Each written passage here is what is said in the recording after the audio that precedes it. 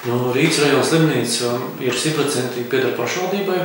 Tā nonāca pašvaldības īpašumā 2009. gadā, kad notika pēdējās pašvaldību vēlēšanas, novada reforma, tika likvidēti rajoni. Tad brīdī slimnīca piederēja Rīgas rajonu visām pašvaldībām kopumā. Un, protams, kad tajā brīdī tas lēmums bija valstī visas lietas, kas atradās rajoniem piederošās lietas, kas atradās pašvaldību teritorijās, tika nodot šīm pašvaldībām.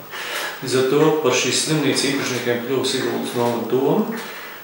Labi, ka tajā brīdī bija iespēja vēl 300 000 latu lielu finansējumu saņemt līdzi šajā ceļasomā slimnīcai, kuru pašvaldībai arī zināmas veiksmes dēļ kopā ar slimnīcu neizdevās izlietot kādā iepirkumā, lai renovētu telpas, bet atstāt kā tādu buferi krīzē. Tas bija 9. gads, kad bija lielā krīze, ar ko slimnīcai tādā brīdī izdzīvot, jo valsts samazināja savu finansējumu visiem medicīnas pakalpojumiem, stacionāriem, skaitā ambulatoriem.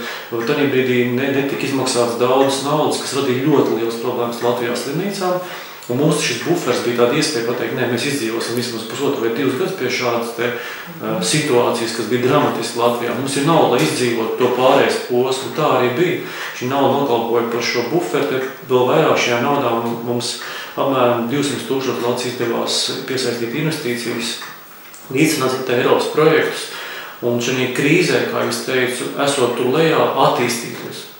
Un slimnīca attīstījās vēl tagad pēdējie projekti vēl šogad, jo tiekšā šķibirīs slimnīca ir pilnībā rekonstruēta, renovēta, nosiltināta ar visām kvalitatīvajām tehnoloģijām, un Latvijā šī bija lielākais eksportētājs medicīnā ar Siguldas slimnīcu. To skaļi neviens nesaka, bet tas tā ir. Siguldas slimnīcā var šis pakalpojums, tie ir klienti no Norvēģijas, kas brauc šeit un veic šo kumbu samazināšanas operāciju. Un šī bija lielākais eksportētājs ir Sigulda Latvijā. Kāpēc tieši tā iekrīts? Tas nav iespējams. Kas ir tas, kāpēc tā nevar būt Rīga? Tu mediķi zini teikt, ka tā nevar būt, lai nodarbotos ar šādu pakalpojumu vai eksportu uz āru, tā nevar būt tāda slimnīca, kur mēs ikdienā visu lietojam ļoti masveidīgi. Tas saistīts ar visām baktērijām, drošībām, šīm te lietām. Tāda slimnīca kā Sigulda, kur nav tik noslogot jau pēc valsts politikas izmaiņas, kad šeit tas pasūtījums ir ļoti mazs no valsts puses. Šajā slimnīcā nodrošināt tos kvalitatīvos rādītājus, kas ir nepieciešami augstas